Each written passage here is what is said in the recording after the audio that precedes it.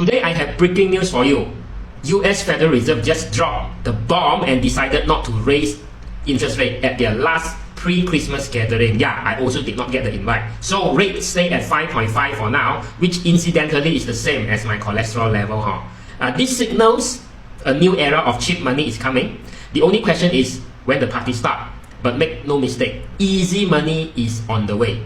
The all-knowing oracles predict that the rates could get sliced by up to 1.5% by 2024, which would take rates down to a still annoying but less outrageous 4%. But don't pop open the champagne just yet. The next Fed meeting on January, that will be likely as boring as watching the paint dry. Do not expect any surprises. But then the real show starts at the March FOMC meeting when there's a 40% chance that the Fed Illuminatis cut interest rate according to CME's Fed crystal ball. And by May 2024, the odds are 75% they whip out their rate cutting scissors, and by June, there's over 90% probability. Just think of it this way: when interest rate is at, say, low 1.5%, everyone is forced to invest in risky assets like stock market to beat inflation, if they want to make any sort of returns, right, whatsoever.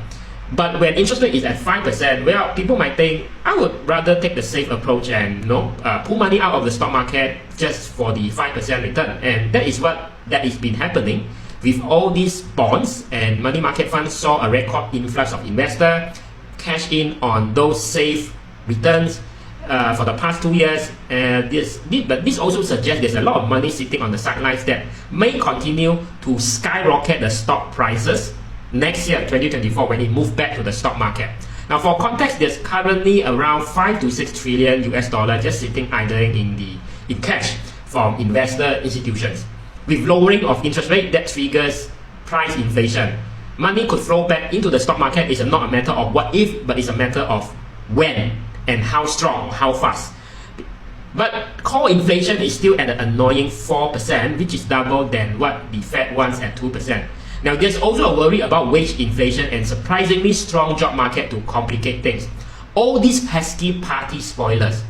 More breaking developments to come. Follow to stay tuned.